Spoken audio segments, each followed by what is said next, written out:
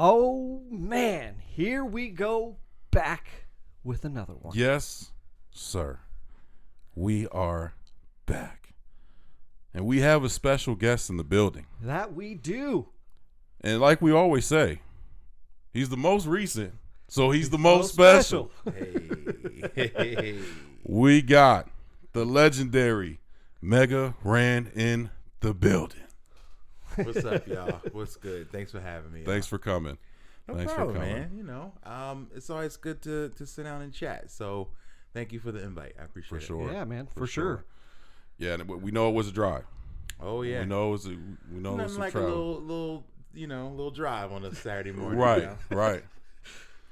To clear the head. You know? Yeah, Mhm. yeah, for sure. Play some music. Play some Mhm. beat, I'm sure. What'd you have in the deck? What were you listening to? I was listening to some Smoke DZA. Okay, nice. I really dig his stuff. I love that like he mixes like the street with like classic hip hop beats Yeah. with like wrestling references. Like, you know, he's got a lot of the boxes that I'm looking to check off. So shout out to DZA. Yeah, Smoke This is nice. Yeah. Mm-hmm. So we're gonna get right into it. Let's get into it. And for the people who don't know, kind of how'd you get your start in hip hop? You know, what was the first time you said this is kind of what I want to do or something that I might want to do? Wow. I was freestyling on the block with a bunch of my homies. Okay. And we used to do like we call it in Philly bussing, but like playing the dozens. We Okay. were just kind of making fun of each other, like, oh, your shoes are busted, your shirt is this, your hat is you know. Mm-hmm. And it was like a trial by fire because I was like the kid who couldn't do it. But Okay. They were like, oh, if you can't do it, then we're just gonna like clown you until you do something, you know, until you respond. Okay. And they would just over and over again. I was like, all right, okay. And I would get up and be like, your shirt's whack and you're this and that. You know, and they were like, oh, okay. Okay. So that was when I realized, like, when I saw kind of their eyes as I did it, Okay. they were like, you know, really into me working it. And then they were like, okay, you might have something. But, you know, it was just fun for me. I spent another few years after that just freestyling for fun, open mics, freestyling. And I didn't get into the studio till way later, but it was as a producer. I was Okay. making beats. I picked up this program, Music Generator, for Okay. PlayStation. I remember that. And I started making some kind of bangers on there. I found out you could sample, you could like pop out Yeah. the PlayStation disc, put in a music disc, Right. and I remember sample. Yeah. that. I And remember that. so I was like how I learned was like recreating like popular beats. I was like, okay, what's that sample? Let me see if I can flip it like BJ Premier did or whatever. And that was kind of how I learned how to make beats. And so Random Beats was born. I was just a guy making beats. And then my beat tape circulated around. You know, I give it out at clubs and stuff in Philly. And a engineer got a hold of it and was like, yo, would you like to come to our studio and like maybe learn the board and, you know, intern and engineer for us? And I was like, sure. And then in downtime, you can still get beats like to clients as they come in. And but I was more concerned with during downtime, nobody was on the mic. So I was like, I think I'm gonna try to record myself, you know. So I would just start working on ways to like remotely hit record, run in the booth, record. And next thing you know, I had like a little demo together. And my homies was like, man, this is actually pretty good, you know. I was making the beats, I was doing the raps. They used to call me Kanye East. Okay. You know, like back then I was like making beats and rapping. Right. And I just never thought anybody would be into what I was doing. So I was just doing it for fun. Okay. You know, and then I'd burn a CD, pass it out to friends, and you know, and then after a while people started asking me to do shows, and other producers were like, yo, let me work with you on some beats. Let me, like, before that I couldn't get beats from people. So Okay. that's why I made my own. And eventually, man, I met a crew of cats in Philly, and they were willing to help me put together my first album. But before that, it was just a lot of fun. Like, I was just, you know, just freestyling and having a blast and never thinking about an album or touring or a career. Like, that didn't happen for me until much later, actually. And it was because of, like, MySpace, like putting songs up on MySpace. Right, Yeah. right. You know, it was back in the day. For the kids who are listening, that was like Facebook before all the But wait, yeah. Yeah. nonsense. Right. Facebook with a bigger music like kind of emphasis. Yeah, for sure. And so I started putting tracks up, and they were getting, some traction. People were like, oh, check this out, and songs getting 10,000, 20,000, 30,000 plays, and I'm like, ooh, okay. And then I started being asked to go do shows, and that was kind of it for me. So that was like late 2000s, like 2007, 2008. But I didn't quit my job and do this full time until 2011. Okay. So that's like the quick story. So yeah, this year's 10 years of me, like, of Megaran being like a full time thing for me. That's cool. So you were a teacher. Yes. Before, what subject did you teach? I taught whatever they would give me for the most part. When I started off, I was a substitute. So Okay. You just got to walk in and teach whatever they've been teaching.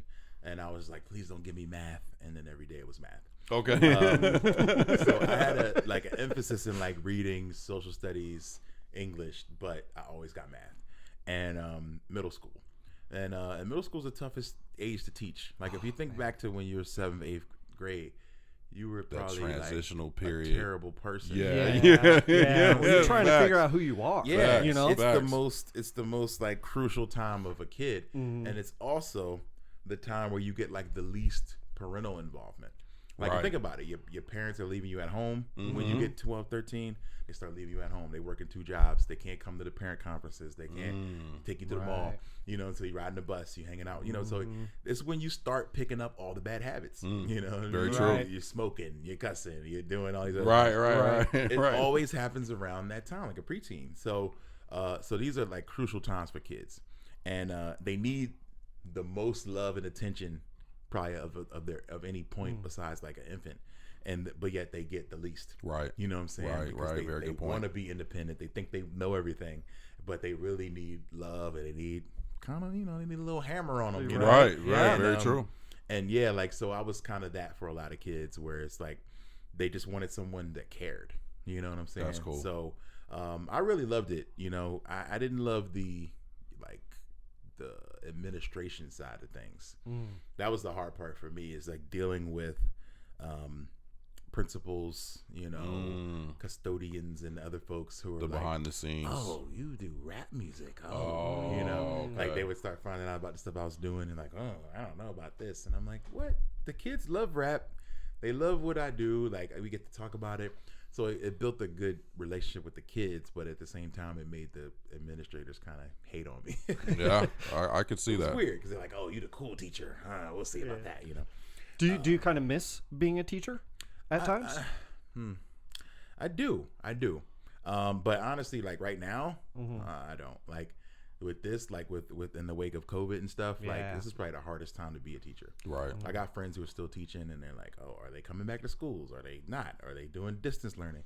Are they on Zoom? Are they I talked to a friend who's a teacher, and she's like, "Yo, I'm tech support, I'm behavior control, I'm the disciplinarian, Gotcha. and then I teach."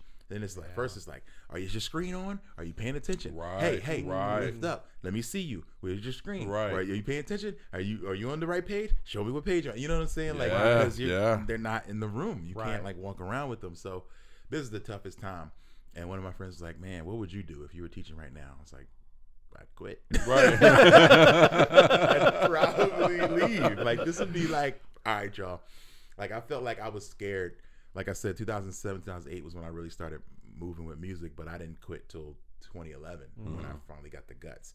And like I love that nest egg, you know what I'm saying? Like having a paycheck coming at the end of the week, like getting Right. benefits. Like Right. it's hard to bet on yourself, man. And Right. like I didn't have the courage to do it. And I understand why a lot of people, feel comfortable working in a gig and with constant paychecks and consistency. Right. My life is far from consistent. You know what I'm saying? Yeah. Like I get the biggest bag I ever got and then go 2 months with nothing, Yeah. So it's like, but I love that. And some people I understand are not comfortable with it, but I love it. What made you like? What was the straw that broke the camel's back? That you were like, you know what? I'm done. This is what I want to do. I'm gonna go out there and I'm really gonna give this 24. Like this is my life now. I put out Black Materia in January of 2011. And then by March of 2011, it started to really pick up and get viral on the internet.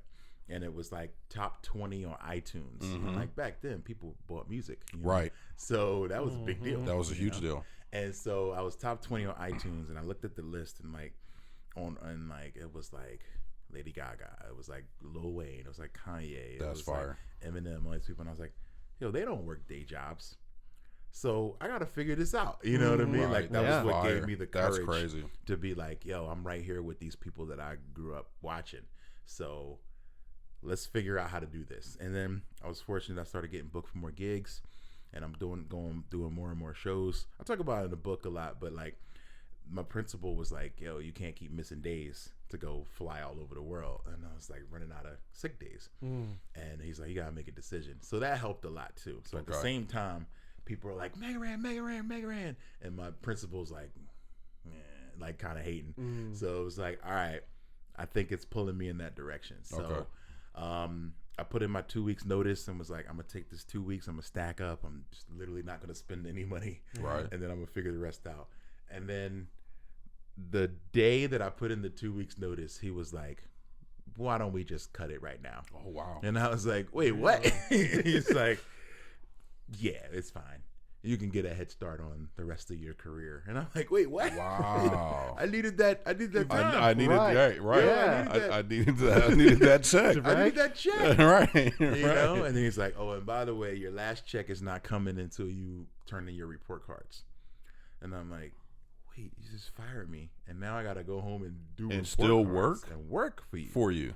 And he's like, yeah, that's how it goes. Like if you're a teacher, your pay is dependent on like turning in outstanding paperwork.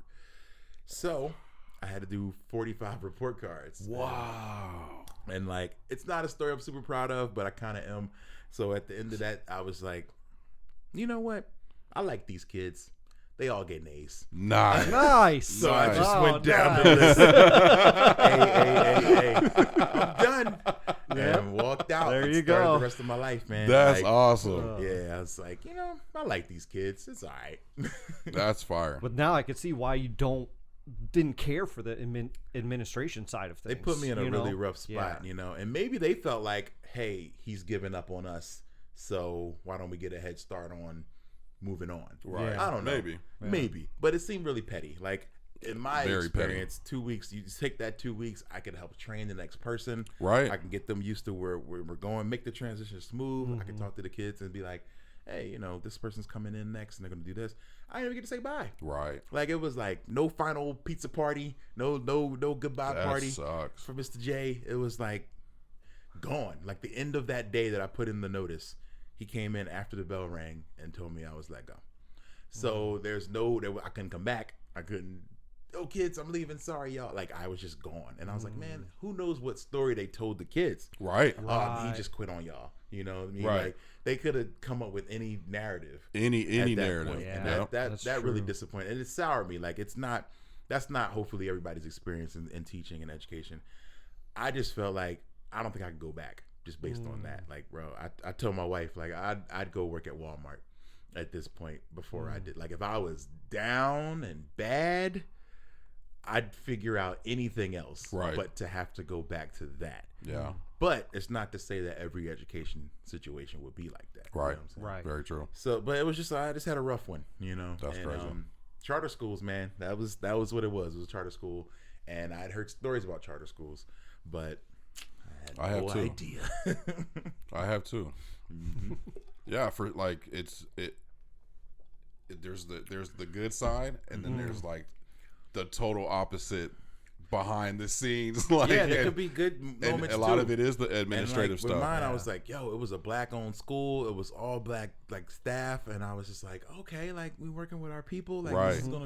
this should be cool. Like because you don't see a lot of that. That's in gotta hurt education. Right. even worse.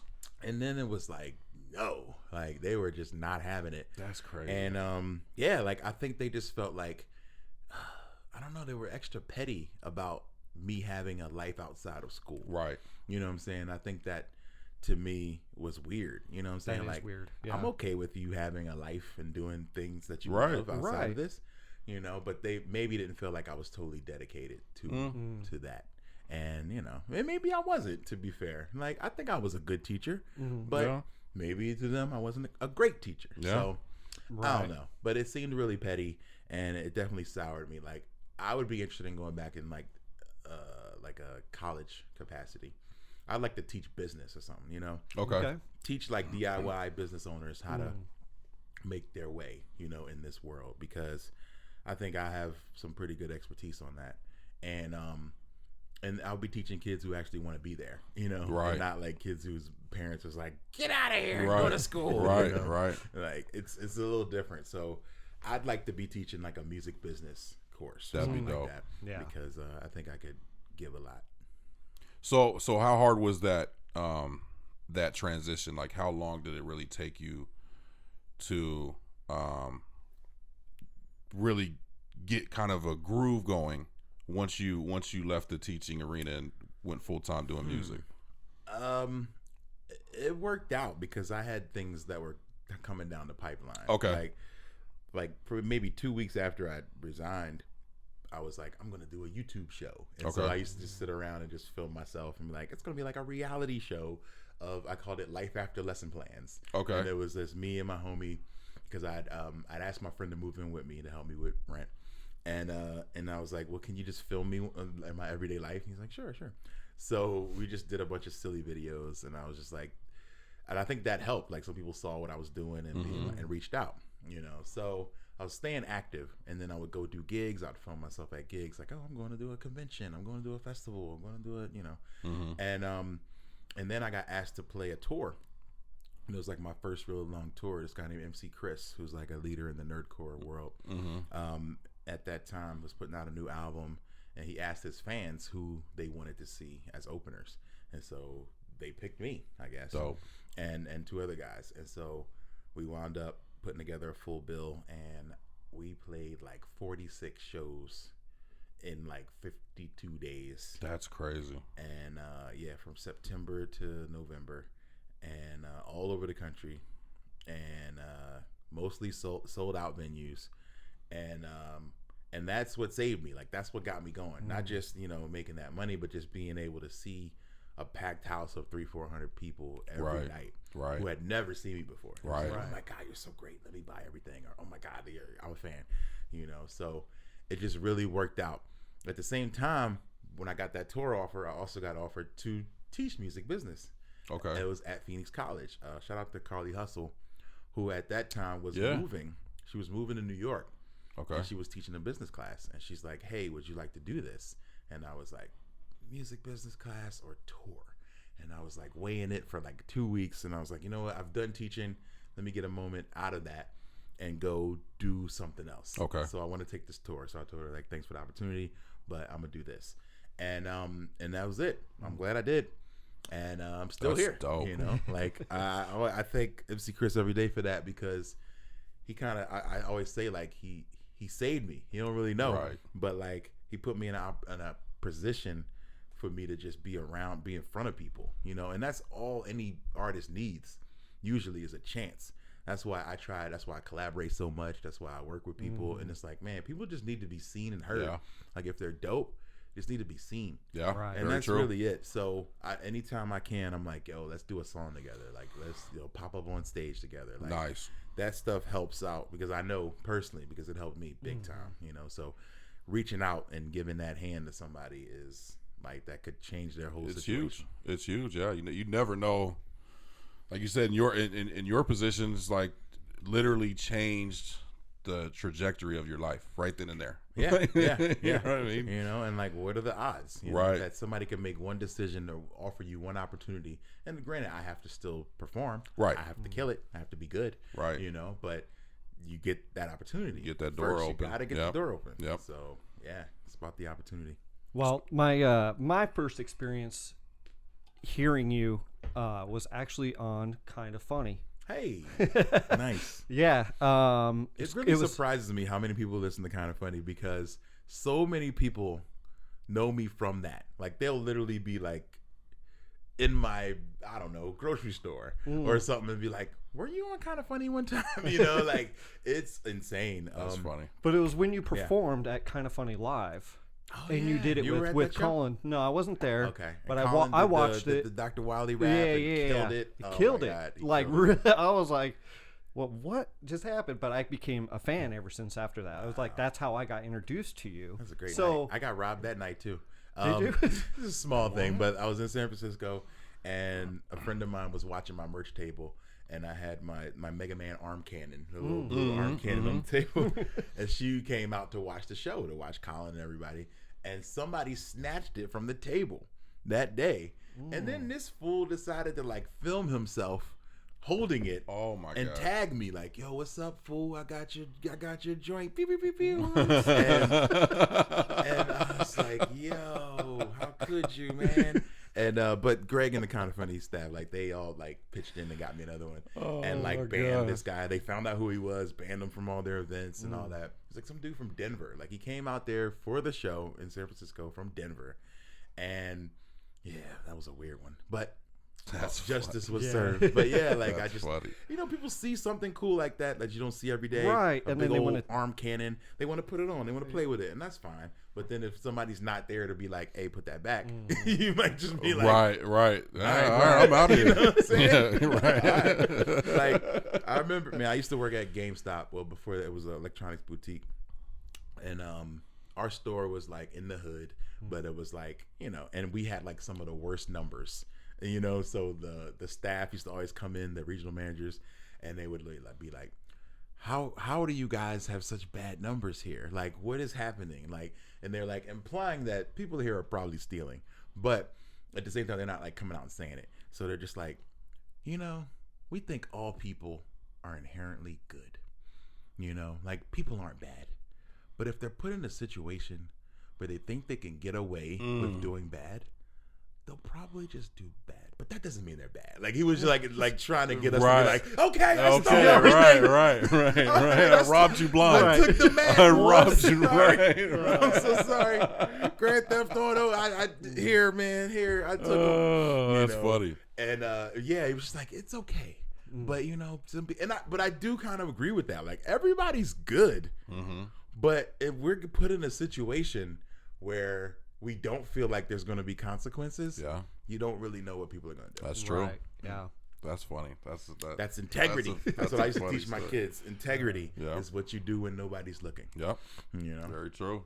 But kind of circling back on what you were saying, about the Kind of Funny, you gotta have to put yourself out there in those certain situations, different situations, because you get noticed by different people, that might not be following in a certain direction, and it's even worse today, I would say, in the sense of there's so many places to go, and it's really hard to find, what's good and what's out there. That's true.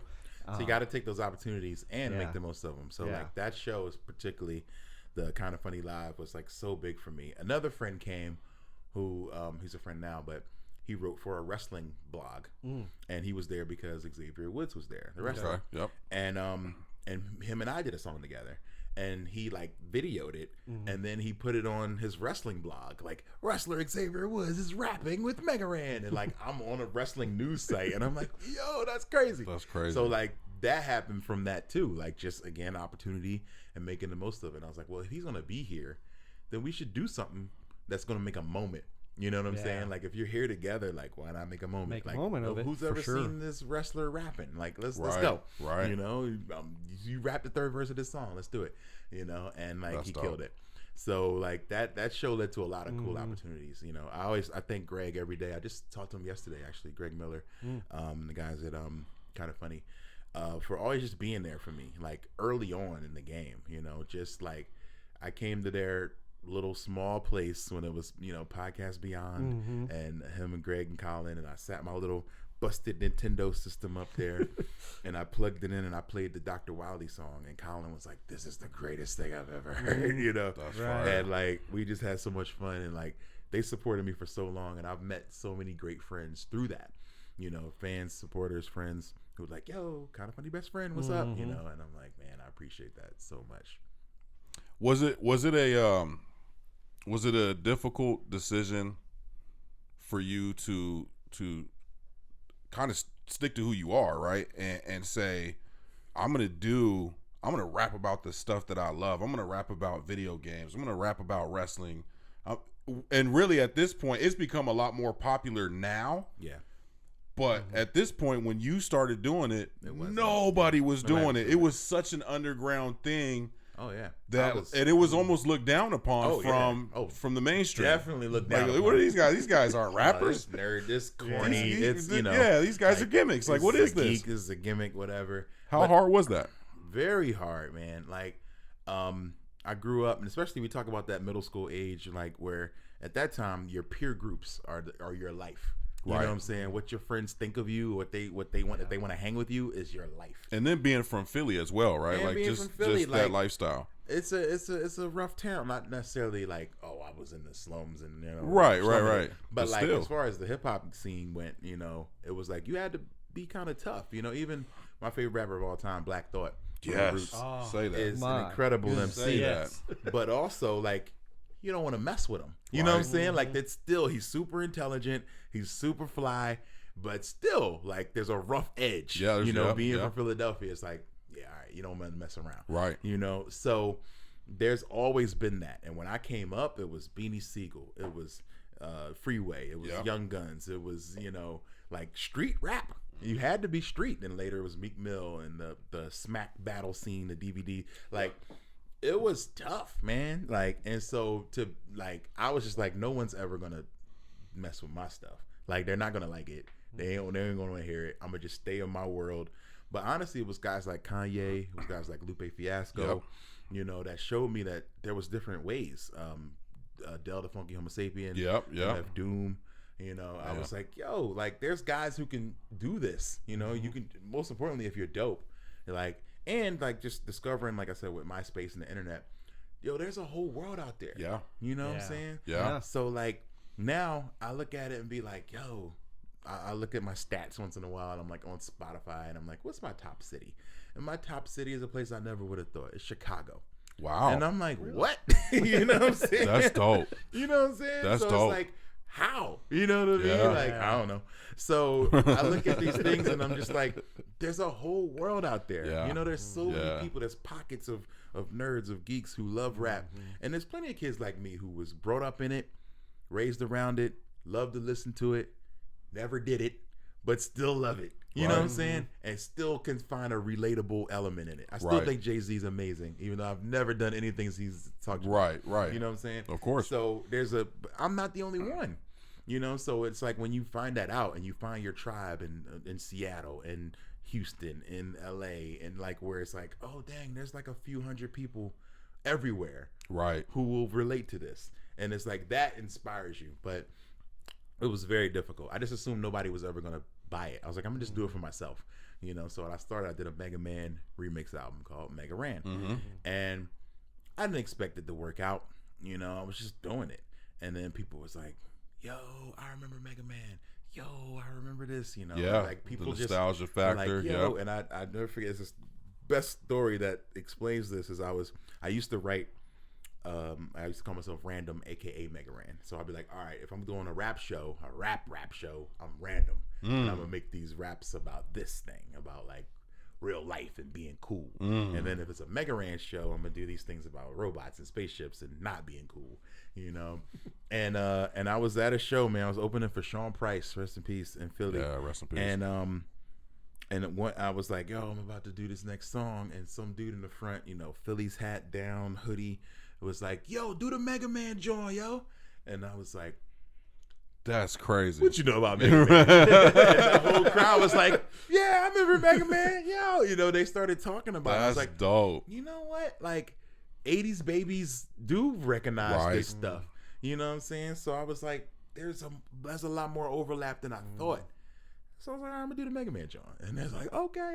And then I started putting on the Mega Man canon at shows, and people was like, yo, I ain't never seen nothing like this. This is so dope. That is dope. You know what I mean? Bringing out a Nintendo to make beats on. Right. And like, I just was like, yo, I just realized, I think it's a quote I seen somewhere, it's just like, fitting in is actually kind of harder than standing out.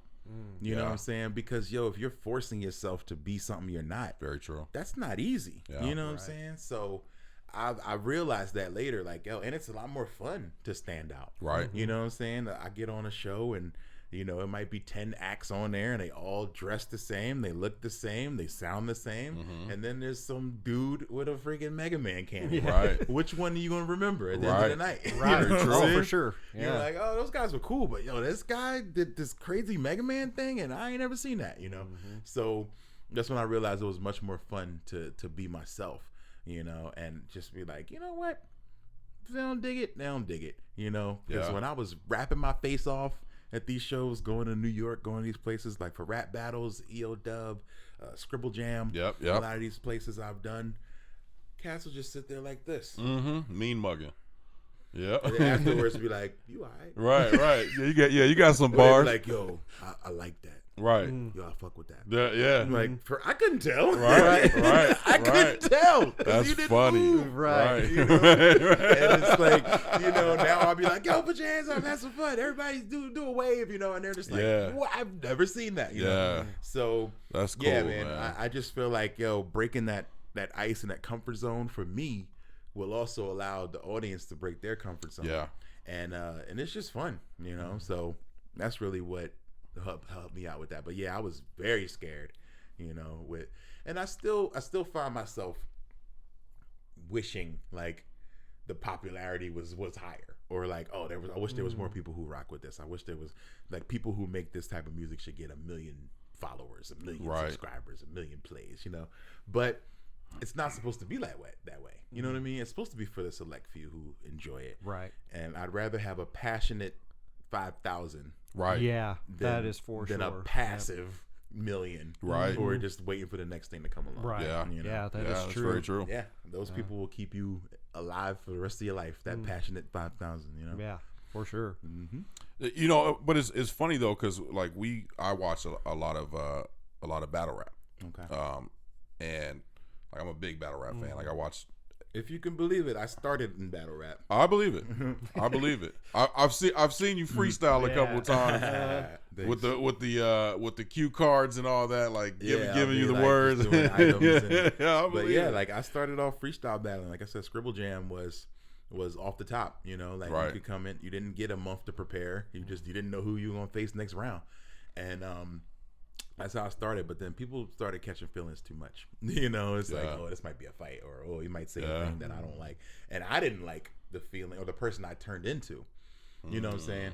And as you know, if you watch a lot of battle rap, you know, like these are the most disrespectful things that anybody can say. Oh my god! Because the point is to try to get you off your game. Yes. So they're gonna say whatever. Like, oh, you got a family member that died? All right, it's fair game. You know what I mean? Like they want to get you off your game. So I didn't like who I was turning into. You know what I mean? Like once I heard negative things about me, I'm like, oh yeah, and then I just go back and say something terrible, and I was just like, oh man, it's like, you know, my friend's grandma used to say, like when I was teaching, she's like, yeah, these bad kids will change you before you can change them, because if the kids are acting up and I'm like, go sit down, and I just turn into this monster, you know, and it's like, well, now y'all won, you know, because you got me out of my character. Right. So that happened a lot in battle rap. But anyway, go on with your you're good. You're good. No, I think it's funny now though, because there's so many references to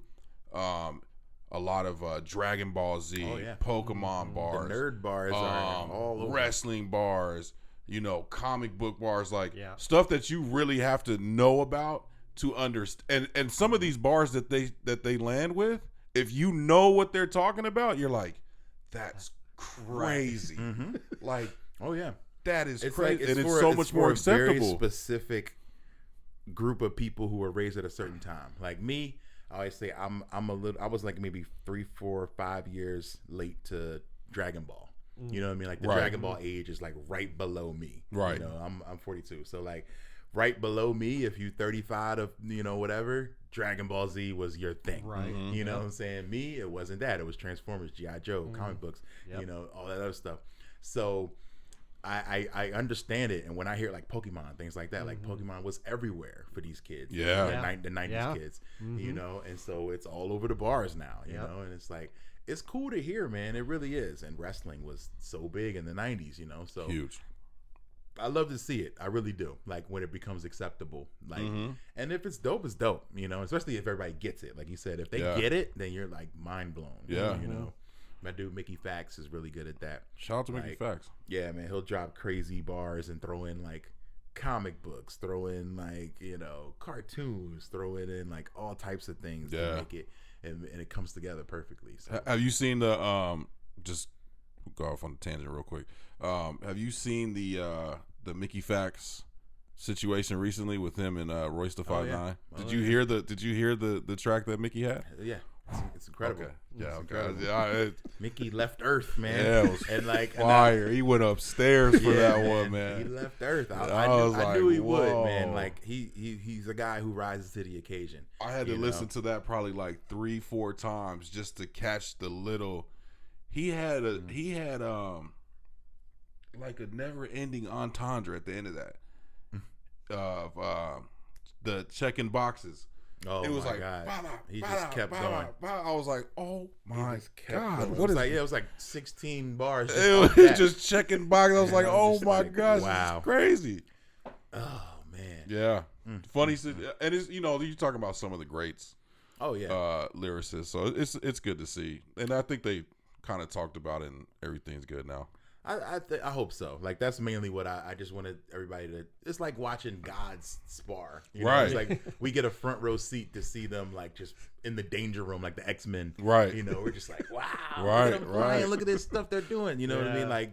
Like Lupe and Royce are gods. Like there's only maybe 5 people in the world who could do what they do. So it's like to see this is awesome. Yeah. And so I honestly hope it's just like a rollout for an album. I hope so too. I hope they both have an album together and Mickey's on it somewhere. And they're just like, all right, here we go. That'd be dope. That would be awesome to see. So kind of getting back to your music, you just did a Kickstarter, met your goal. It is still going now. I don't know when this is going to come out, but yes. Live 95. Live 95 is happening. It's an album. It was starting off as an EP. It was just me like, I got really wrapped up into basketball again this year, and I think the Suns had a lot to do with that. And like I was like a huge basketball fan throughout the 90s. Like I collected cards, we bought jerseys, we're all about basketball, you know.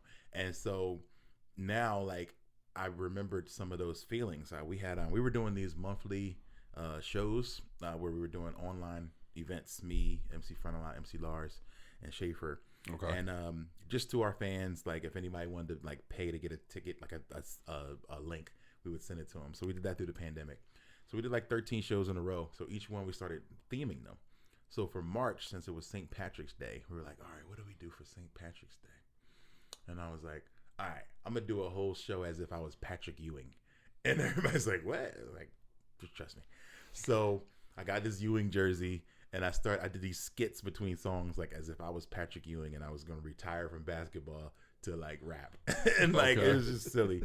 But like in the process of researching that, I just remembered how much I loved basketball in the 90s, you know? And I was just like, man, these were some moments, man. And so I just started writing down some ideas. And then Live 95 came to me because this is a game. It was like the first really good basketball game that was like simulation style, and all of my friends played it. And we just went crazy on the Genesis on Live 95. Yep. And so I was like, 1995 was also a really dope year, you know. On top of that, you know, you had guys like Penny Hardaway and, you know, Chris Webber, and all this cool stuff was happening in sports. And so, and also for me personally, you know, I was going to college and all these things were happening. So I was like, okay, so I'm going to make this album like based around the loose concept of like, let's have a Live 95, like basically 1995, what it looked like for me. And so there's songs about, you know, about basketball, about like growing up, like shooting basketball on the courts, and, you know, and trying to save up money to get Jordan sneakers. Right. Like all types of things that are sports related, kind of adjacent, because I know that a lot of my fans are not sports fans. So it's mostly about the year and how that year affected me. So there's going to be a lot of basketball references. So if we hit our next stretch goal, I have this idea where I want to get some, I can't say who, but some famous basketball player to like narrate the album. And then if I hit that goal, then I'll be able to do that. And then we're going to put the album on vinyl. I'm going to have like one of my favorites from that era. Definitely don't want to say who, but like we have some interest from somebody that's really dope. So look forward to this. Hopefully, So get that Kickstarter up now. Get it up get it to right now. Get it up. We can make it happen. So I'm really excited about the album. Like I said, it just started off as like an EP. It was gonna be like 6 tracks, and then I was like, no, I owe you more than this. Like, and I started writing new songs, and I really love them.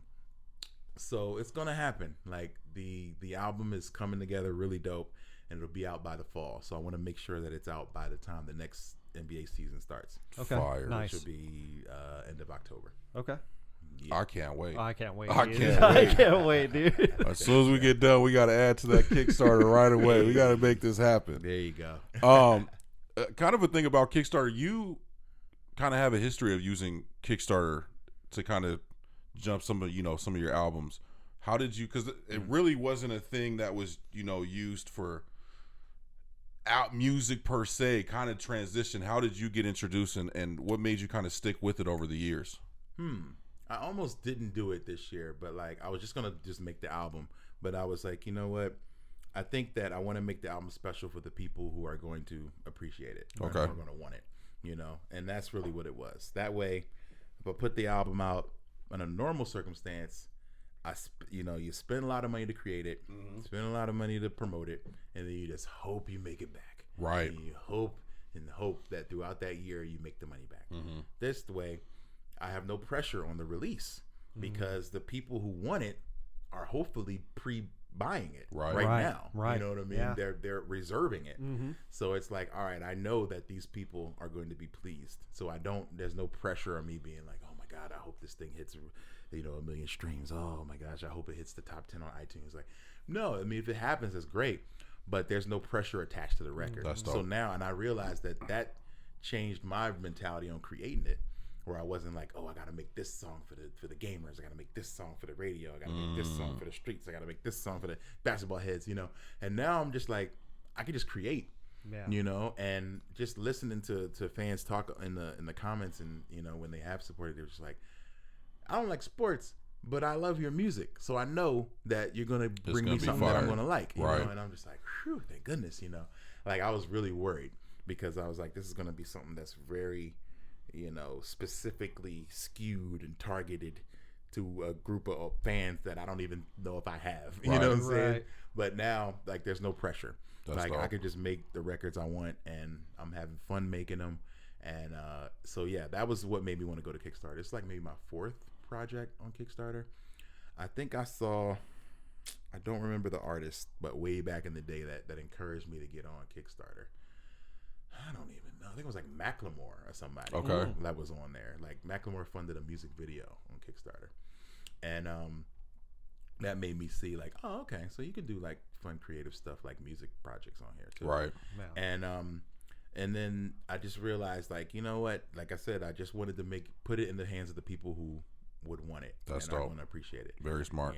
And you got to do like the risk assessment. Like it's very scary to put yourself out there, literally ask for money. Asking for money, right? Like, yo, can I get some bread? It ain't like, I hate to see GoFundMe's pop up. And I'm like, and I just never believe in the idea of something for nothing. So I'm just like, I'm gonna give you a dope album.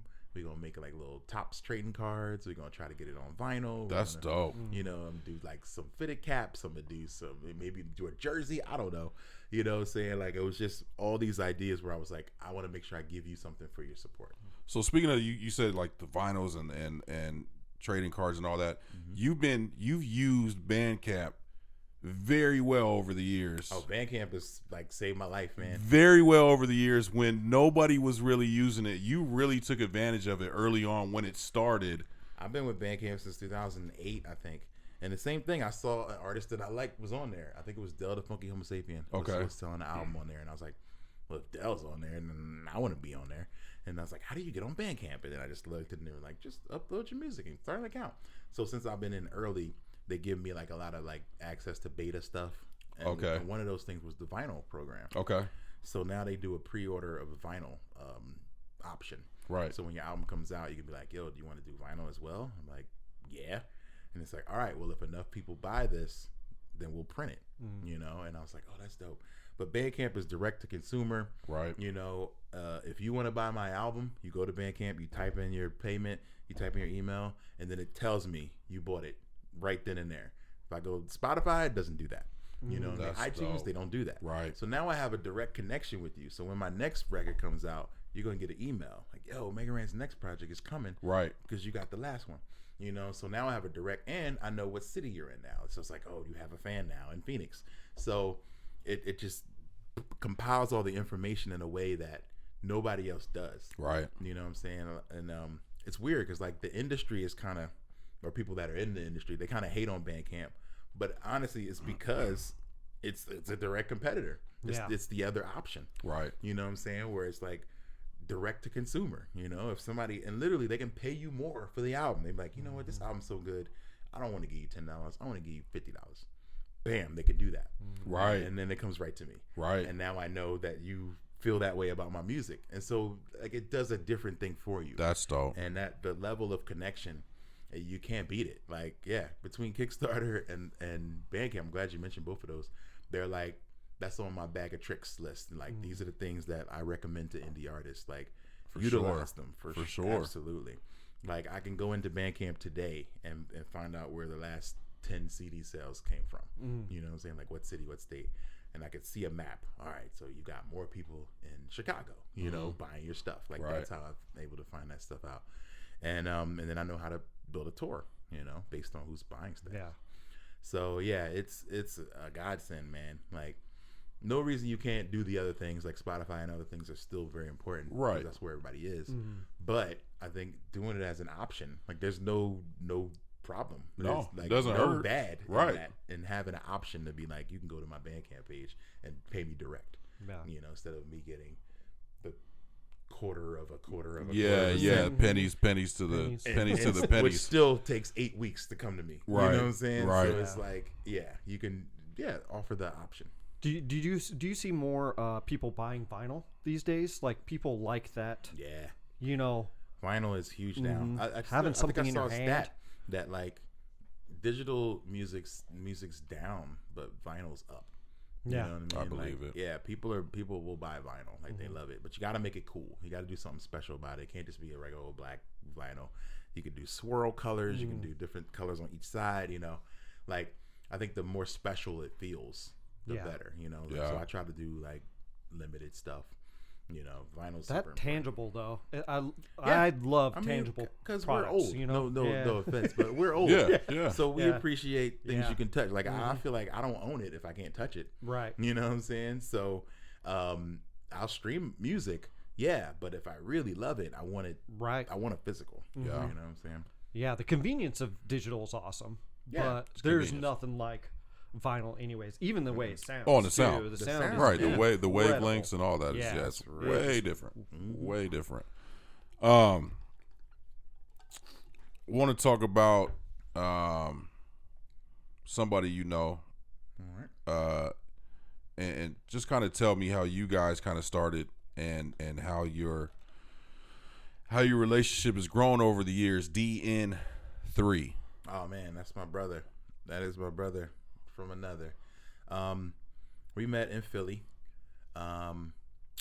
We've been through all the ups and downs you could go through as friends, as brothers, you know.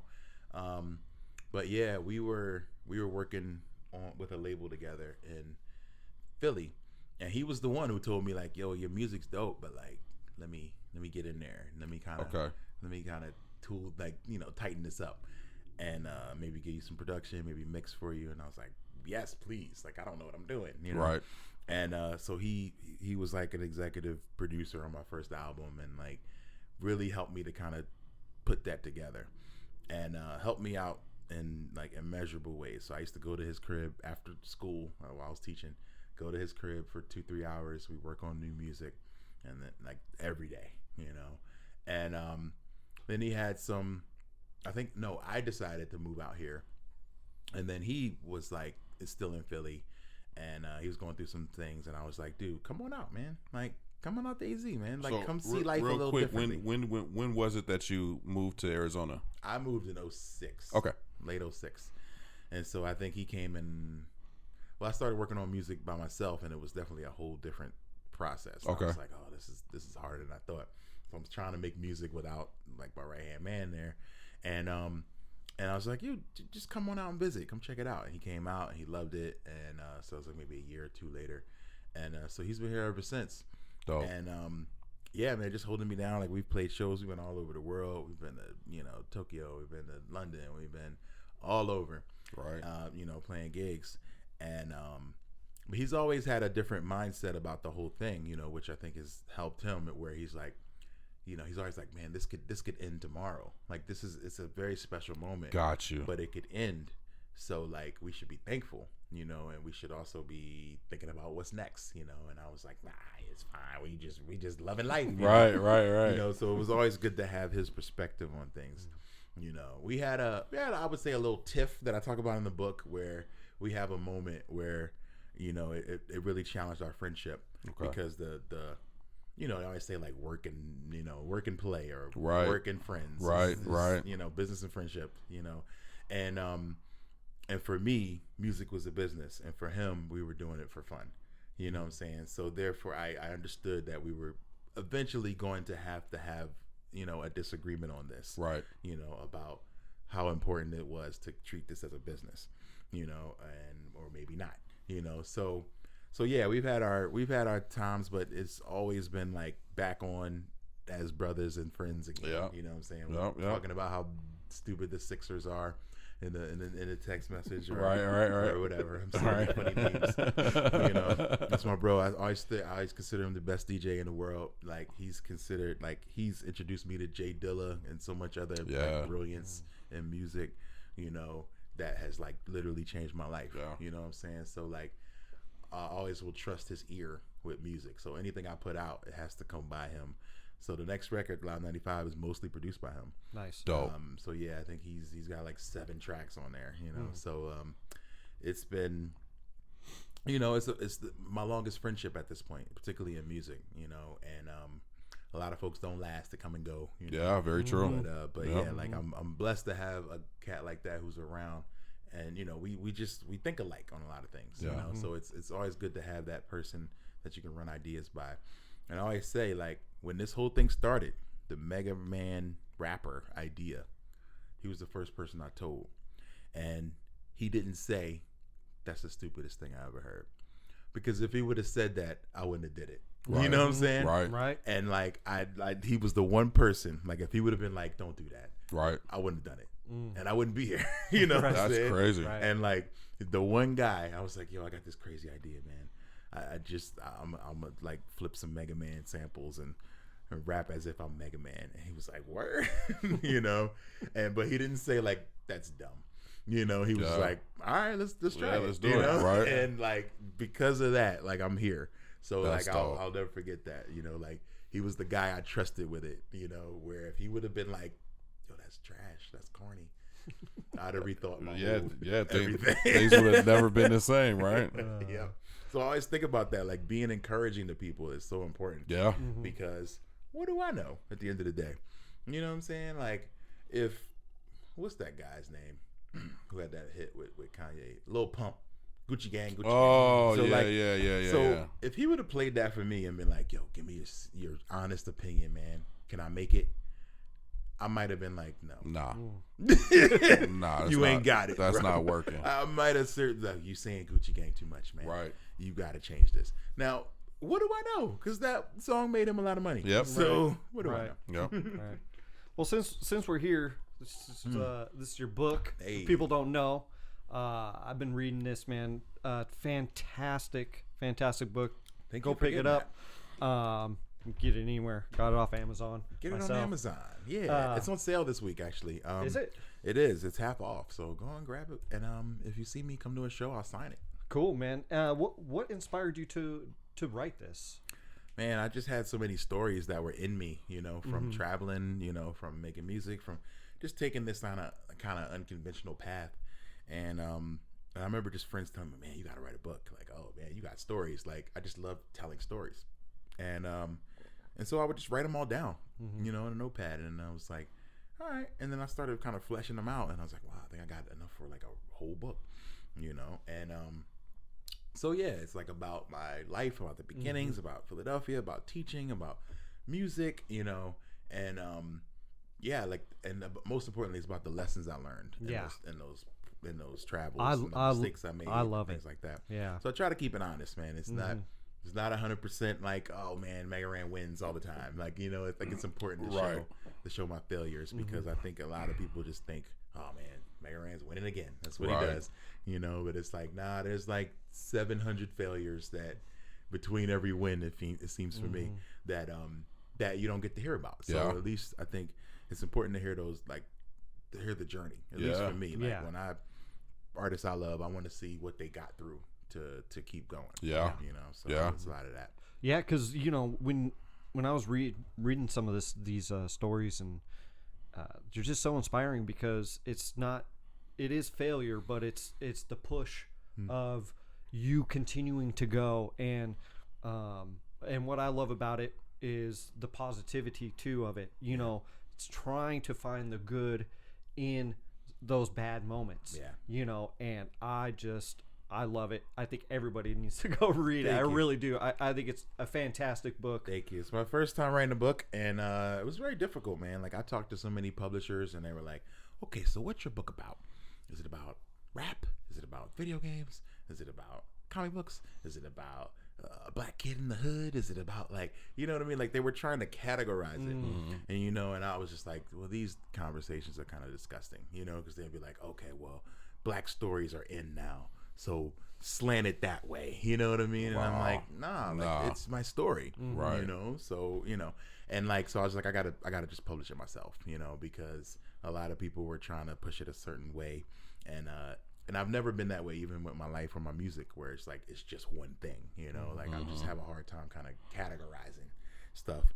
And I was like, here we go again. The same conversations I've had with labels, or with, you know, people just being like, what is it? Like, you got to just tell me, so you got to nail it down. And I'm like, I don't really know if it's that easy to nail down, you know?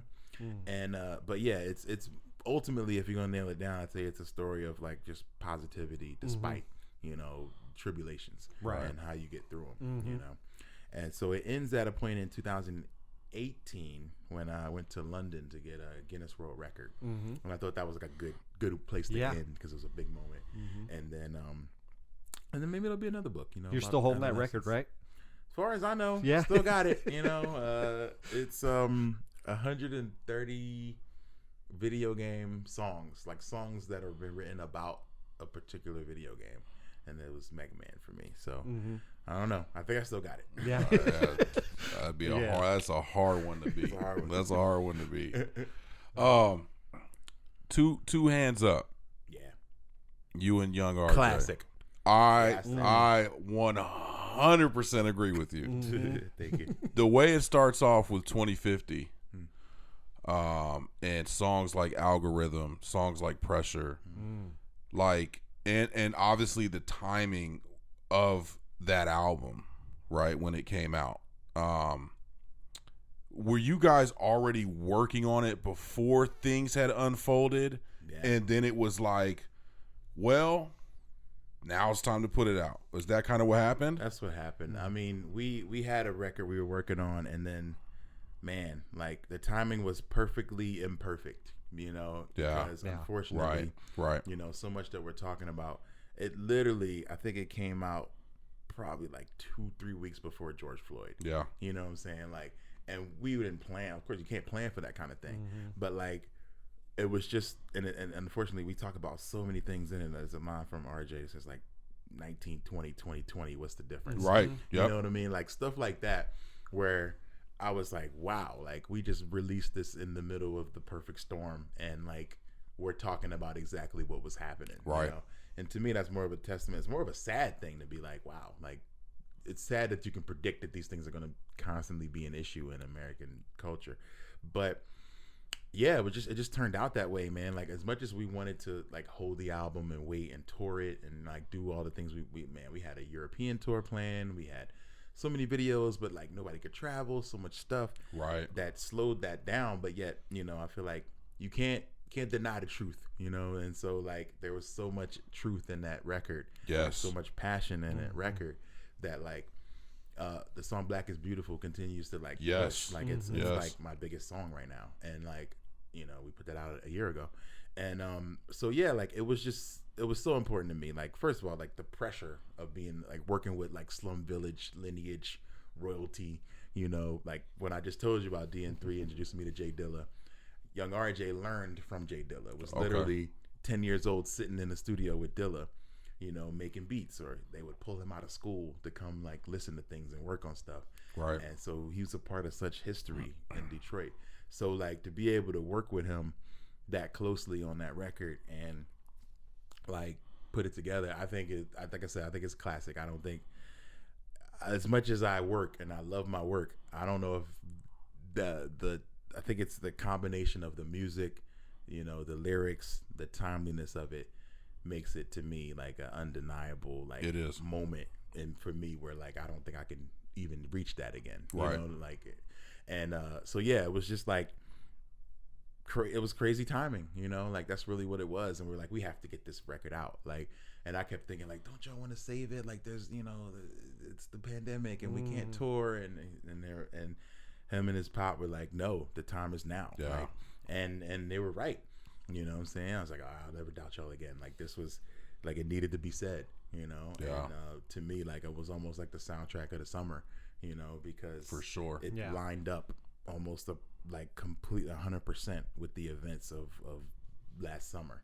You know what I'm saying? And like, we couldn't have planned for something like that. So that's why I know like that was just meant to be, you know? Yeah. I thought the contrast between you and young RJ, the style difference, right, along with the production. Oh man, I thought so it just good. made that album. It's so well done. It's so well done. Yeah, I dude. love it. I love it so much. Like I've had like so many people come up to me like, "Yo, this album's a classic." Like you guys, it stays in rotation. We're working on a follow up. Okay, we are. So yeah, we are continuing to write and record. And so it's it's happening again. There will be a new Two Hands Up. Put this in your iWatch real quick. Yes. Yep. Do you have a? This might be a non-answerable question. Do you have a favorite project, or one that like stands out to you, like besides that, like one. a turning point? My first one, the Call. Okay. Because I think for me that was when I got serious about music. You know, like. Even the title, The Call, was based on like a Bible verse. Many are called, few are chosen, you know. And how I kind of tried to run away from it. Like I just wanted to freestyle and have fun. And at that time, politically, the world was in a different place. It was George Bush. It was, you know, 9/11 and all these, you know, a world after 9/11 and trying to rebuild and fighting all that stuff. So, so that stuff was on my mind. So the first album, I feel like I put so much pain into it because it took so long for me to do. I didn't necessarily know if I wanted to do it. And then like DN3 had like a computer crash in the midst of creating that album. So like to the point where he was like, didn't even want to tell me. He was just like, yo, we lost everything, man. And we were like halfway done, or maybe like 3/4 done. And I was just like, well, we'll just do it better. And he's like, I don't know, man. Like, how are you gonna just rebuild everything? And so we did. We started rebuilding, and then we made new songs that were better than what we had, you know. And I was like, see, it was meant to be, you know. So very proud of the way that the record came together, and it was probably because of the pain and the bonding that happened during it, you know. So that album for sure, Black Materia is big for me. It's the album that kind of got me going. You know, got me really into the world. And I wrote most of it on planes, just traveling, doing conventions. That's dope. And just seeing like how much people loved Final Fantasy VII, and how like that was a cultural moment for video games.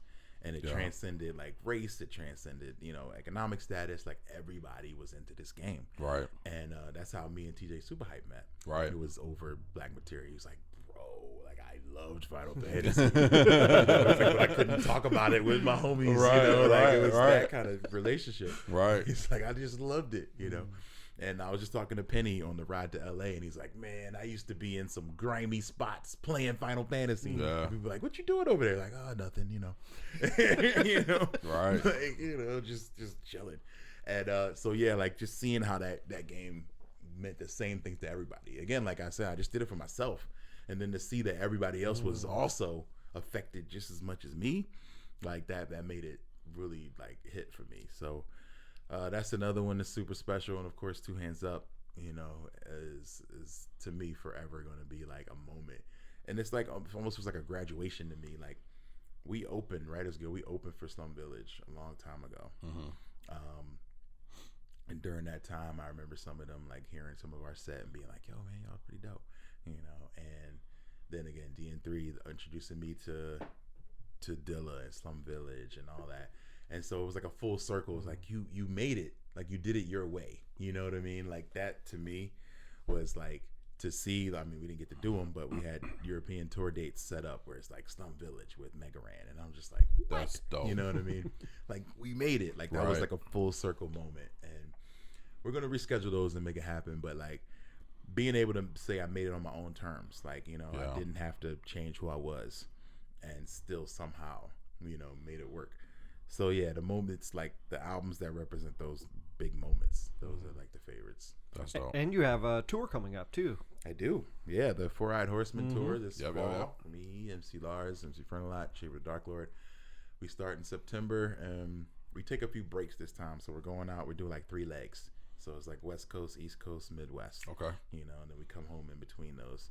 So I'm really excited to get back on the road. Like I haven't really played shows in a year and a half. Do you feel like it's going to be weird getting back It's up there? gonna be weird for sure.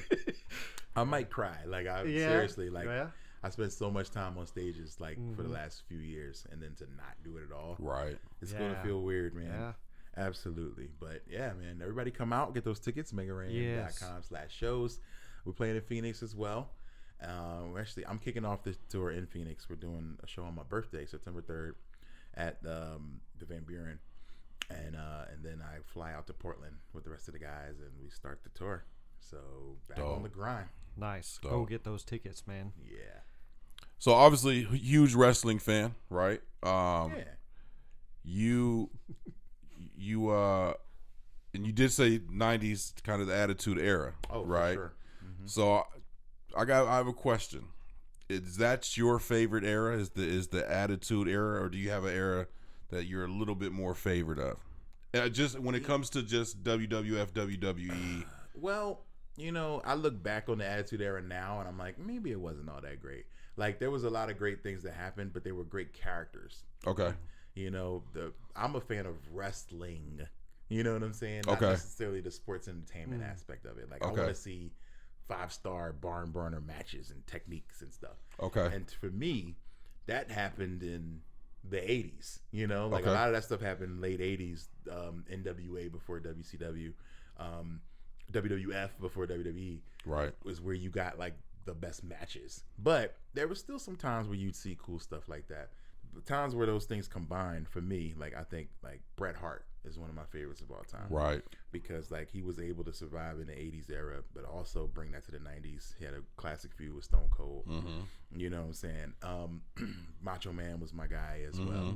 So I don't know if I can fully, I do think that era though, the Attitude Era, because of the like Monday Night Wars, because you had WCW on one channel, WWF on one channel. Yeah. And I was flipping back and forth. Flipping. Oh, Goldberg. Oh, Stone Cold.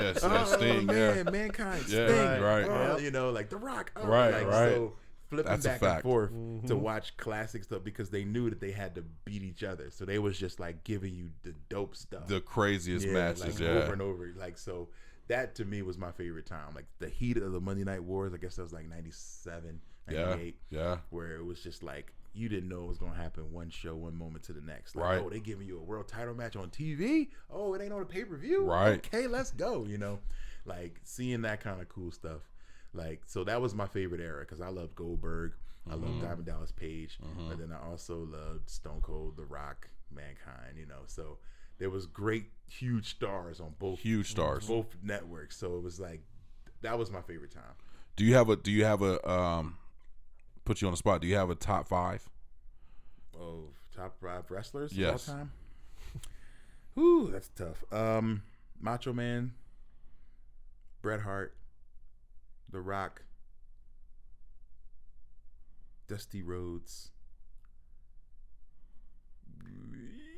Stone Cold. I was gonna say you don't have Stone Cold in there. Stone Cold. All right, yeah. I'm like, whoa. I was like, I love the list, but I was like, where's Stone Cold It's at? tough. I had to put Stone Cold in there.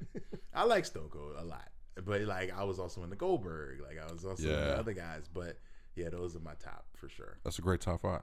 That's a great top. It's hard too because there's so many great. So it's many. Really tough. I mean, you got the Undertaker who just lasted forever. Yeah. You got Undertaker. You got like Jeff Hardy and all these guys. Yeah. Like there's so many like legends. That like it's tough. My top 5 changes time to time. So that's for today. Okay, I like it. Yeah, I like it. One more thing. Do you kind of how you got into the wrestling? Because you're now really working with guys that are actually in the profession. I know you kind of hinted towards it earlier, but you've really been a lot more involved with guys in different leagues in the WWE and over here, and it's been strange, man. Like that was a strange journey. I started off, I started doing a podcast, but before that, it was I just happened to meet Xavier Woods, the New Day. He was a big gamer, so he loved games. I loved games. He reached out to me to use some of my music when he was on the indies. Okay. And I was like, oh, of course, and then we just started talking about games. And then he would be like, hey, I'm in town, whenever I'm doing a show or we're moving, he's moving. So he's like, yo, I'm in Atlanta tonight. Where are you? I'm in Atlanta. Okay, come to the show. So I started coming to wrestling shows. He started coming to my concerts. And that's what got me back into wrestling, was just following what the New Day was doing. I was like, let me see what my guy's doing. And from there, I just got back way into it. And I was at a show in Houston. It was Night of Champions. It was Sting was wrestling Seth Rollins. And Sting was my guy from back in the day. So I was like, all right, let me watch this match. And then Sting got hurt. And I was so sad. He got injured. And I was like, oh, man, I'm probably never going to see Sting again. This is so sad. I want to talk to somebody about this. So then I started the podcast that night. It was like, let me just hit record on my laptop and just talk about what I saw. Right. Put it on the internet the next day, and people were like, oh, Mega Ran started a podcast. And like I became like wrestling press, I guess, or whatever. And then at the same time, Xavier would invite me out to shows. And one day he was like, yo, we got this rap battle. And we want you to come on in the ring with us and Wale and do this cool thing. And it was just awesome. And I was backstage the whole day just chilling. And, and I saw a wrestler backstage who didn't work at WWE. He worked in Japan. And I was like, what's he doing here? And I remember them telling me, like, don't take pictures, don't fan out, just relax. And I was just chilling, and I see this guy. And then I saw one of the referees went up to him and took a picture with this wrestler. And I was like, all right, so he must not be here every day. This is a guy this is a big deal. He's from Japan. Right. I'm gonna take a picture with this guy. I hope I don't get in trouble. So I was like, I took a picture. He's like, yeah, we took a picture. Okada, who's like a legendary New Japan wrestler. And then I posted it on my Instagram, and next thing you know, it was on every wrestling website. Okada was backstage. Mega Ran's got the scoop. And I'm like, yo, what are y'all doing? Like, That's chill. crazy. That's and dope. so now I'm like, the stuff I do is like wrestling news, which is really weird, but they always fishing for a scoop or something, in the wrestling world. So anything that looks like, oh, Vince McMahon's about to sign this guy. And it's like, no, he was just visiting his friends, Like, they all work. They do the same job. So they're friends. But yeah, it became all these weird rumors, and I was like, oh, I got to be careful about what I'm doing, because like I'm too close. Like, I'm hanging out with wrestlers, and then it becomes news that I hung out with wrestlers. So I got to like help them keep the secrets. Right. You know what I'm saying? Right. Like not tell everything. So yeah, man, after that, and then I got invited to, when Ring of Honor invited me to do a song for them, and then asked me to come to Madison Square Garden and rap the song live. And then like, oh, a wrestler is going to interrupt you, and I had like a real program with Bully Ray Dudley, you know what I'm saying? Oh, like, yeah. I remember that. Almost feud. I remember that. What is happening in my life? Like, I grew up watching these guys. Right. Yeah. And I'm in the ring, and like me and Teak are in there, and he's like pushing us around, and I'm like, this is awesome. That's and fire. Like, so yeah, man, I never would have imagined that part would come from it. So from there, mostly like I think, Xavier just introducing me to guys has helped me out a lot. I've done songs for AEW now. Right. So it's been very fortunate. Like I want to see the relationship continue. I did my first ring announcing during WrestleMania weekend at GCW. They had me, announcing, and that was a hard job. That's like the hardest job on the show, I think, to be the person who's like, ladies and gentlemen, coming next to the ring. Like you got to know the person's weight. You got to know where they're from. You can't mess it up. And like I'm just meeting all the wrestlers that day. So it ain't like it's Stone Cold and The Rock and like I know them. Right. It's guys I just met. Right. And I'm like, wait, did he say he was from Tampa, Florida or Pensacola, Florida? Is he 200 pounds? Shit. You know what I'm saying? I was just sitting there like, oh no. Yeah, right. And so I had to write everything down on a little card, and I would just pull the card out, the little note card. And then I would even be asking the referee, like, yo, which guy is that? He's like, I don't know. I'm just here to do my job. Like, please, like I got 2 names written down. I don't want to say the wrong name. And I'm like, oh man. And so I got mostly through the show okay, but I messed up on one guy's name and like where he was from. He looked back at me like, what? And I was like, oh, that's the wrong guy. Okay, okay, let me fix that. So that was the most nervous I've been because I was doing something different. Right. But like as an MC, like this is kind of in my wheelhouse, like, just talking to crowds and getting them hyped for the matches. So like I really want to do that some more. So That's hopefully dope. I can do that with like either some local promotions. Like I want to do ring announcing. Like I think that's really dope. It's a cool way to utilize my skills, I guess. Right. Yeah. And I just want to be a part of it. Like I don't want to interrupt what they doing. I don't want to get in the ring and do a Stone Cold Stunner. Like, Right. like nah, I just want to add to, that's it. I just want to give back to what I love. Like the stuff that's how Mega Ran started. I wanted to give back to gaming, like the way my favorite rappers used to sample jazz, I sample video games. Yeah. Yeah. You know what I'm saying? Y'all sample funk and these other things.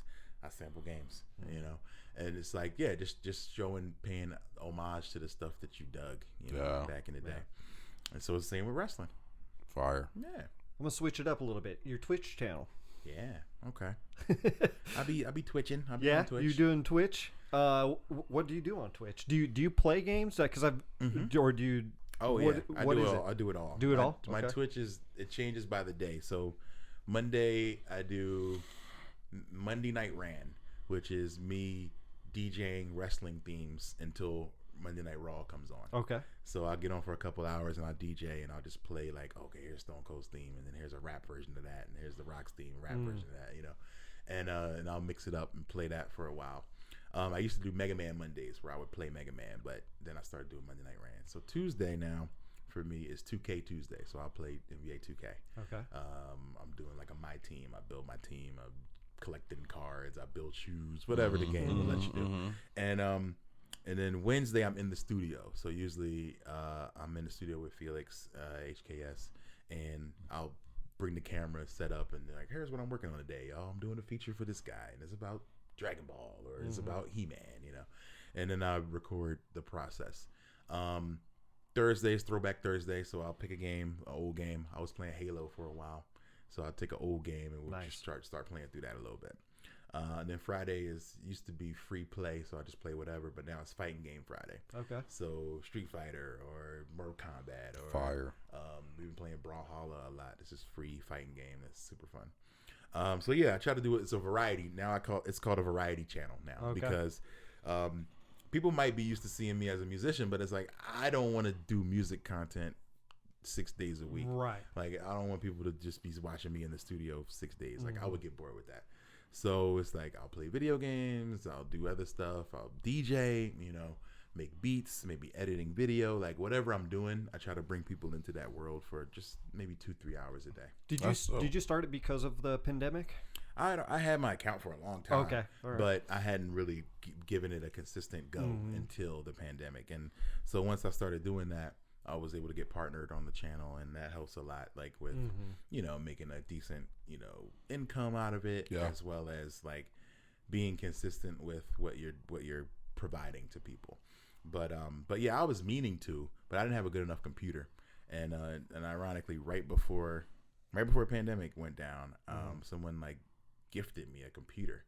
And I was like, thanks. Like, now I can play video games on it. Right. And then shut down a month later. And I was like, all right, well, it's time to stream. You know, so That's that helped dope. me out Nice. a lot. Yeah, so it's just a way of keeping content coming as well as staying consistent creating. Like, when I'm DJing, I'm practicing. You know what I'm saying? Like, I'm learning how to be a better DJ. Okay. You know? So it's like, it's helping me to get in those grooves and learn. I saw you had the Master P sample on there. Nah, That that's had me right. dying laughing. Oh man, I read that somewhere. Like we do these like sample school once in a while, where I'm like, all right, if I was playing, and this usually just comes to me at the moment. So I'm playing a track, and I'm like, oh, I hear a sample. Well, that's where that came from. What, you know? Right. And then I just stop everything, and like, all right, let me teach y'all real quick. I'm gonna play you, play Jump On It, you know, Apache, and then show you that noise is what make them say is the That and I was fire. like, what? That was fire. Like, it blew my mind. It blew my mind when I real saw quick. you do it. I was like, what's I going was on like, here? yo, it's the same. Right, Oh, snap. Like, y'all learning and I'm learning. It's like when I was teaching, when I would be doing math, they'd be like, oh yeah, square root, cosine, and this and that. And they'd be like, that's right. And I'd be like, oh, that is right. That's funny. You know, like I just learned with the kids. Right. So like so that was a fun, like, so whenever, like, it just happens randomly where I'm like, all right, this is a sample that a lot of people might not know happened. Especially that one, because it's literally 1 second. It's just one sound. Yeah, Bam! just you know, just that stab. That's it.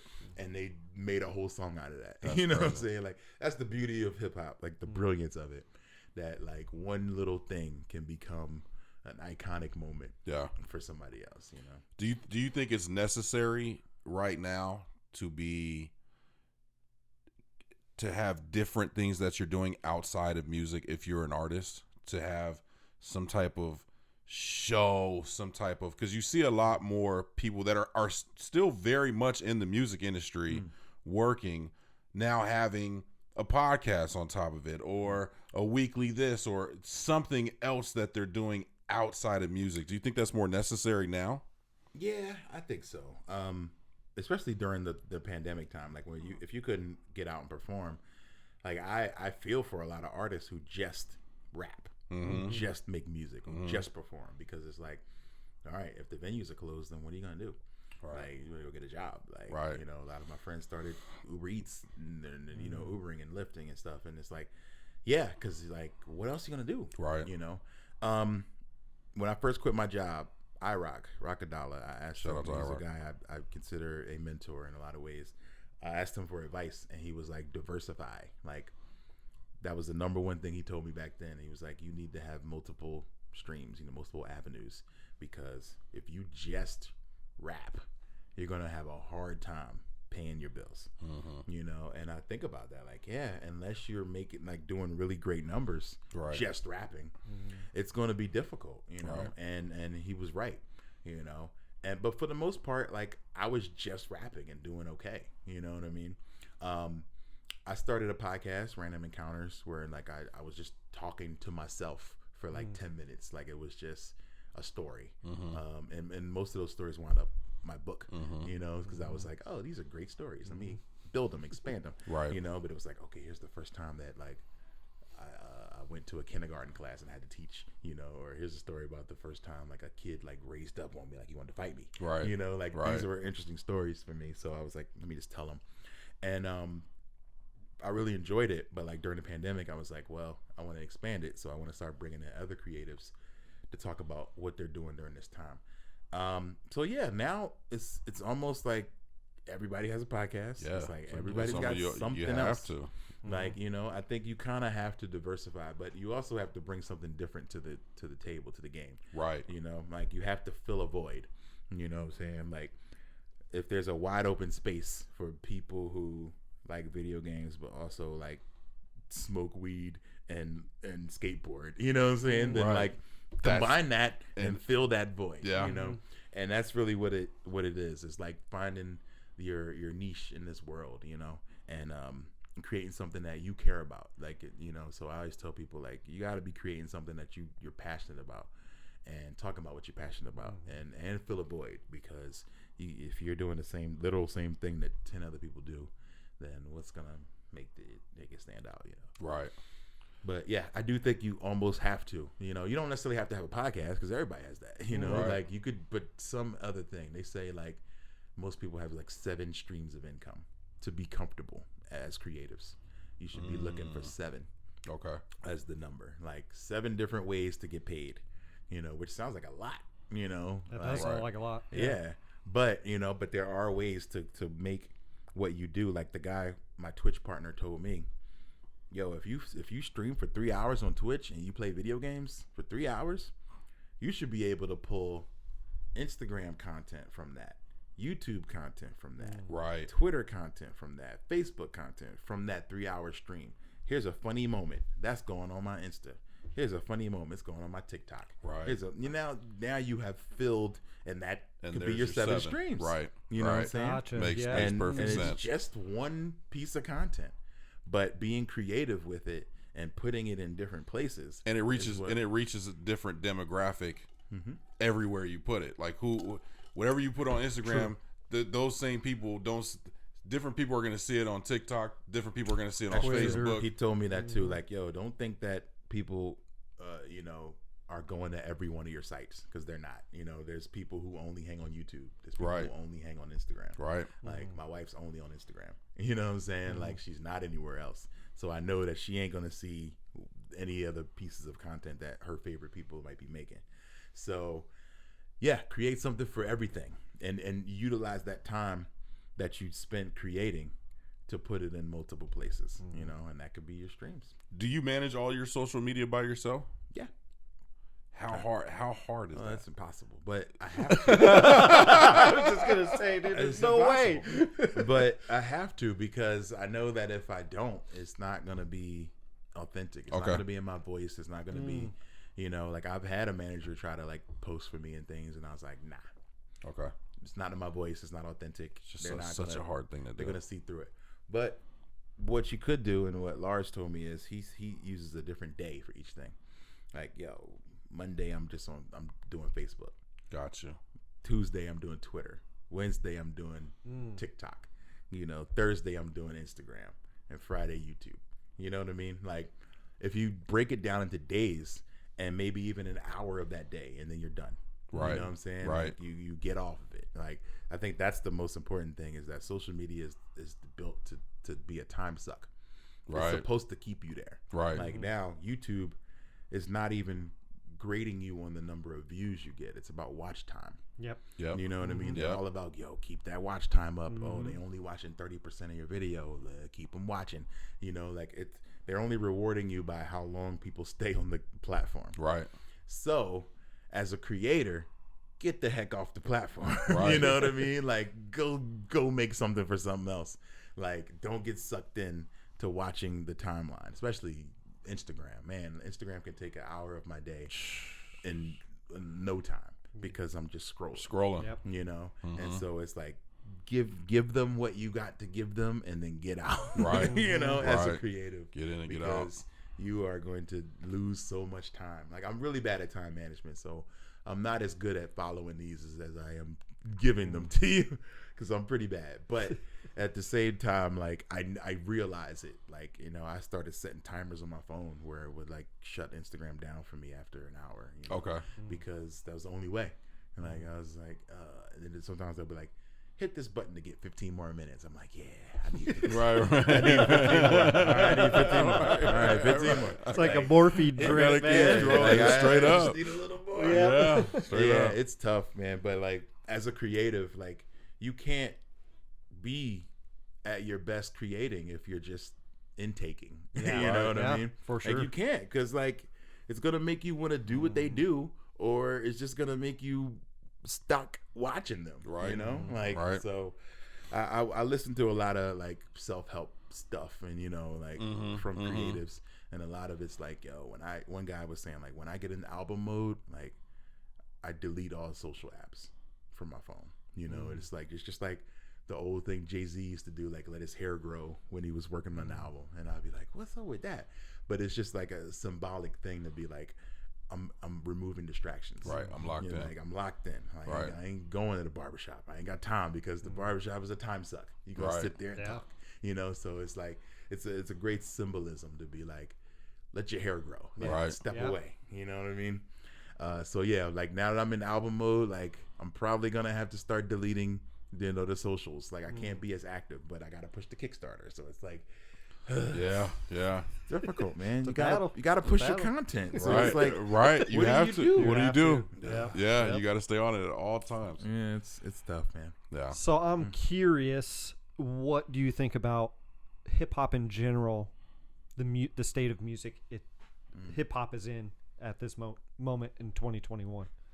I think we're in an awesome place, man, because I think people are realizing more every day, like their freedom to create, to be themselves. Like we get to hear music that's so different now. Like the fact that so many things can exist at once, it's like, man, that's dope. Like somebody was mentioning, like back in '93, the top albums were like The Chronic and Tribe Called Quest. You know, like that could exist at the same Right. time. And we're kind of in that moment now where it's like, if you like something, you can find it and it might be flourishing. You know what I mean? Like where Griselda can exist with the Baby. Right. You know what I mean? Like, and both do well. Right. It's Right. Very wild. true. You know what I'm saying? Like it's a cool time for expression and being original. Yeah. And, like you don't have to sound like what's out there, and you can still make a decent, you know, niche, and you can still carve your way. So I think it's great because of the fact that I can find stuff that I really like. You know, for sure. Like there's so much good stuff happening right now in music. You know, I mean, of course, there's the balance. There's the other side where it's like, oh man, come on, that stuff that's on the radio, I'm not into. Right. Right. But that's always been the case. So Right.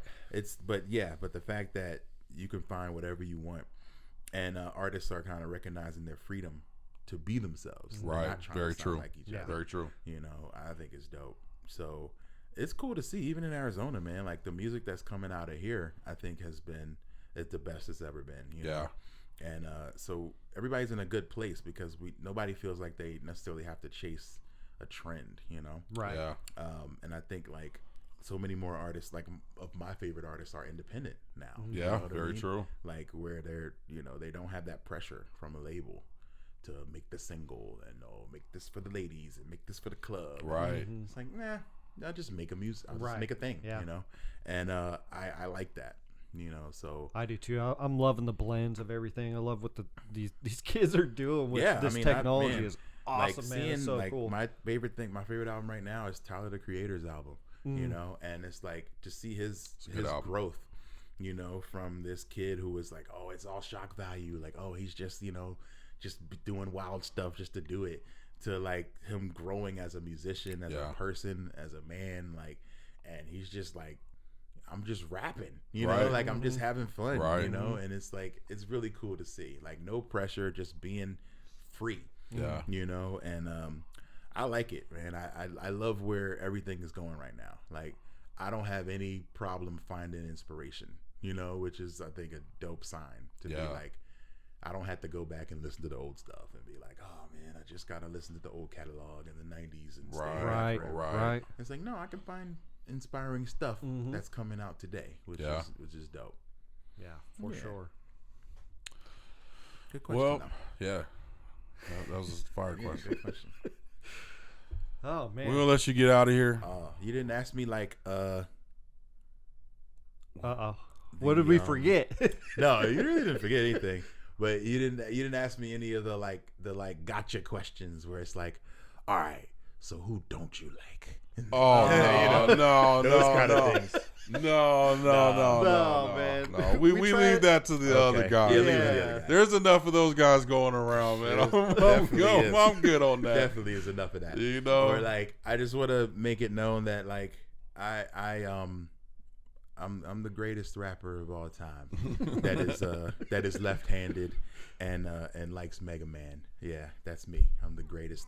there it is, right I'm the there. greatest at that. There it is, right there. There it is, right there. You know, we just try to bring positivity as much as possible. Appreciate it. You know, we don't really like the negative content. There's enough. Again, like what you were There is saying, enough like of that. if you want that, go get that somewhere else. That's not really our thing. You know. I'd say that about like so many things. Like when people think or expect artists should be a certain way, it's like Like if I love how like the moment I mention something, and I'm not a political guy, but it's kind of hard to be apolitical these days. Right. You know, we're in a political world, so Yep. you gotta wake up. You know, so if I say something about the way things are going and what I don't like, I love that fans will be like, "Oh man, stick to video games. You don't know what you're talking about." You know, and it's like, yo, you can go and find several other artists who have no opinion on nothing. Like there's so many of them you can find and you listen to. So if you don't like me having an opinion, go listen to them. Right. You know what I mean? Like go find somebody who don't care. Right. You know what I'm saying? Because there's plenty of them, you know, where like I don't listen to them for their views. I may just listen to them for their music. Right. You know, and you know you're not gonna get politics from like West Side Gun. You know what I'm saying? So it's like, there you go. Right. Enjoy it. Or you Dave know? East or Like you're not gonna get that, you know. But if you want a little more of that, then yeah, that's where I am. You know what I'm saying? So, but yeah, like I don't knock them. You know, I don't knock anybody for not speaking their mind. Right. Yeah. Right. Of course. But like at the same time, like no, what you're getting from me is gonna be different. So like from you guys, I appreciate that. You're like, no, you want the negativity, you know where to go for it. Yeah. Right. You know? Yeah. But not here. Not here. Not here. No, I no, like that. no. We I leave respect leave it at the door. Nice. You know what I'm saying? like Mama used to say. Right. Leave it at the door. Yep. Well, thank you again. Yeah. Thanks for coming, man. Traveling really to SoCal, Arizona. Took me on a trip. Yeah. That's all right. Yeah. I needed a road trip. It's Appreciate you coming by. Hopefully, in the future, we'll have you back on. I would love to come back, man. And definitely got to check out the tour. Yes. Definitely got to check out the tour. So I'll get all the information from you, and we'll put all that stuff in the description and get people over to where they need to be. Nice. Yep. Come through on the tour. Back to Kickstarter if you can. Man, just appreciate the support. And, take care of yourselves. Everybody be safe. And, I want to see everybody out at these shows, man, and getting back outside and being healthy and, and living life the way it's supposed to be lived. Yes, That's sir. Right. Anyways, you guys stay safe. You guys stay positive out there. And as always, this is The Gray Space. Peace.